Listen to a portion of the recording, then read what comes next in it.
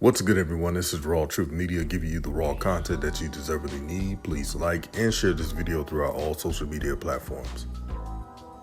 If you haven't heard or haven't watched the game, Jackson State defeated UAPB 40-14.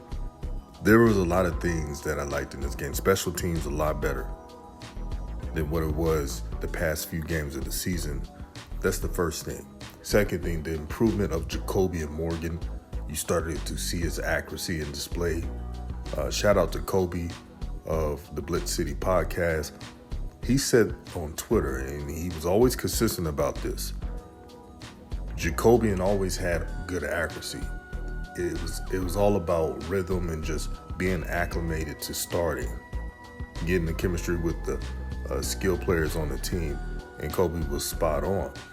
In this game, Jacobian threw he completed 26 passes out of 36 attempts, had 370 plus yards passing, 5 touchdowns. He did throw that interception, but you can live with that. When you're pushing the ball down and you're giving a receiver a chance to catch the ball, especially in some difficult situations, I give you full credit. I love the tight ends being utilized.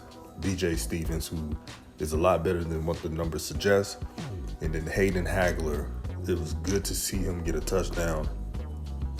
I felt real bad for Hagler last season during the Celebration Bowl, where a lot of people were blaming him for the loss.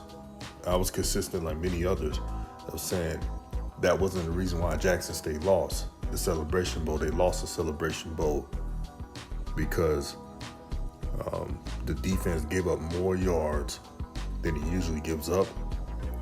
And plus, when you have players leaving early for the portal, when you're suspending players for ticky-tack stuff, that was bound to happen. But let me digress. It was good to see J.D. Martin back in the fold. He's healthy now. Had a very solid game. 9 carries for 70-plus yards rushing. The explosion. J.D. Martin has always been a fast, athletic player, but you're starting to see the talent and the potential he has. That when he doesn't fumble the ball, he's pretty damn good. And for him missing those games due to injury, it's a blessing in disguise for him, because I believe, I think Jackson State has 2 games left. There's a good chance that J.D. Martin can come back as a graduate senior. So it just shows you that there's a blessing in every situation. Things may not go their way as an athlete, injuries, but for J.D. Martin to miss that time and can still come back next year, that's going to bode well for him. Happy for him. You see, Fabian McCray started to get busy tonight. This is one of his best games of the season. He was on one today. He had 7 catches for 136 yards, had a touchdown. This was his breakout game. This is one of the best, scratch that. This was the best performance of his career at Jackson State, and I hope he keeps improving as well throughout the season. As for UAPB, I like the coach they have, Coach Hampton. I think he's going to build something very special in time. He just need his guys. But you see what they're trying to do. It's just the roster is just not there yet. And I believe in giving first-year head coaches the benefit of the doubt. Speaking of first-year head coaches, this is my opinion, and I don't care who hates on my opinion. I'm just going to state what I want to state. If TC wins these next 2 games and they're 8-3, TC Taylor, I believe, deserves the Coach of the Year. He lost a record amount of players. He had to restock on talent, which is not easy to do. And then he lost players in the spring, the ones that told him that they were going to stay for him, decided to leave the last minute, and that messed up everything. So TC had to get last minute recruits because of it. And I've seen people before the season that they thought that Jackson State was going to lose 5 to 6 games. My prediction was pretty close. I said Jackson State would lose 2 games. So far, they got 2 more games left. So they lost 1 game against Alabama State. No one saw that coming. That's the only bad loss they have this season in regards to teams that they shouldn't have beaten. But besides that, TC Taylor's done a damn good job. Dealt with all types of adversity, done it his way. And it's not very easy to be a first-year head coach and be above 500. Brother Hoop Jargon talked about it on his stream many times. He talked about it on my stream when he chopped it up. It's never easy. And anybody thinks that you could be a first-year head coach and just go straight up undefeated or just lose 1 game, that's not reality. So kudos to TC Taylor for proving a lot of people wrong. And I can't wait to see what Jackson State does the rest of the season. I want to say congratulations to FAMU on winning the SWAC East. They clinched it, well deserved, and I'm happy for Willie Simmons. Willie Simmons, as you all know, has been hated on for a long time. And they will always have a saying, Willie's gonna Willie and all that crap. But Willie Simmons is a damn good coach. It's never easy to get past the past 2 years of Jackson State, 21 and 22. And 21 was FAMU's best chance to beat Jackson State. They lost that game in a defensive battle, 7-6. So Jackson State was always in their way.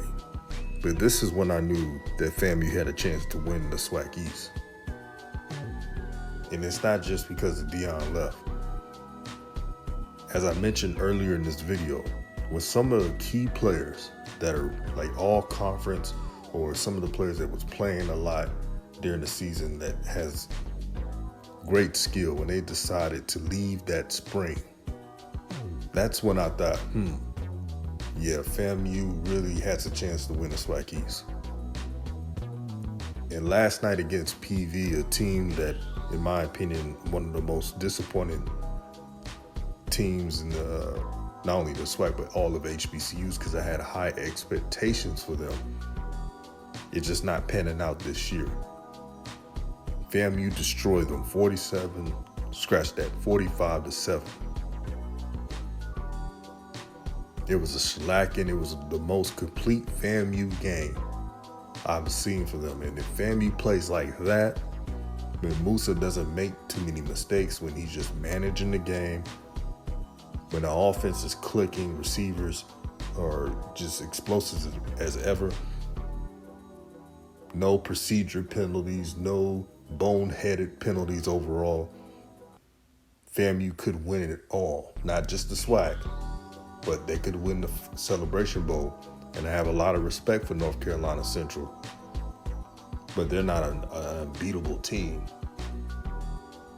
We'll see what happens. But going forward, I want FAMU to continue to play consistent. Because the rest of the games, the only thing that can slow down FAMU is themselves. And I mean that. But in conclusion to them, they have the team to dominate. It's all about the right type of performance, being aligned and assigned. If they do that, sky's the limit for the rest of the year. And lastly, congratulations to Eddie George for going 6-2 so far in the season with Tennessee State. Tennessee State only had 2 losses against Notre Dame, which is nothing to be ashamed about, and UT Martin, who's a respected FCS team that's ranked year in, year out. They could have beaten UT Martin, but besides that, they're 6-2. Eddie George has exceeded expectations. They got a couple games left. If they finish strong and go to the playoffs, that would be one of the best accomplishments a coach like Eddie George who people would say, quote unquote, a celebrity coach or whatever they say, for him to go to the playoffs would be impressive and would be a great resume booster. I like what I see from Tennessee State. Terrell Allen anchors a stingy defense, especially on that D-line. Terrell Allen, in my opinion, is an NFL prospect. How many sacks he has? 13, 15 sacks? Please let me know in the comment section his real sack number, family. Terrell Allen is it. He is a monster. If he doesn't get drafted in the 2024 draft, I'll be very surprised. And I'm not just saying it because he's an HBCU player. I'm saying it because he's dominant. And I'm going to tell you how he's dominant. Even in the game against Notre Dame, he was giving Notre Dame fits. You know, Notre Dame has top-notch offensive line, prospects-wise, on their line. And he was speeding up the clock for the quarterback. The quarterback Sam Hartman had to get the ball out quickly because he was worried where Terrell Allen was at. And then the offense is anchored by Draylon Ellis. Since he has reclaimed the starting position, he's been on a roll. But I'm happy for Eddie George. He deserves it. He's done it the right way. Yeah, he may get a little bit of transfer portal players, not too many. But I like the fact that he develops high school talent. And then some of the players that were with him at the beginning of his first year are now blossoming and having a great year so far. So respect to Eddie George. Keep changing the game, brother. But this is what I like to see. Each HBCU team, especially the blue blood ones, who are changing the game. This is what it's all about. Please like and share this video throughout all social media platforms. This is RawTruth Media, and I'm out. Y'all have a blessed day.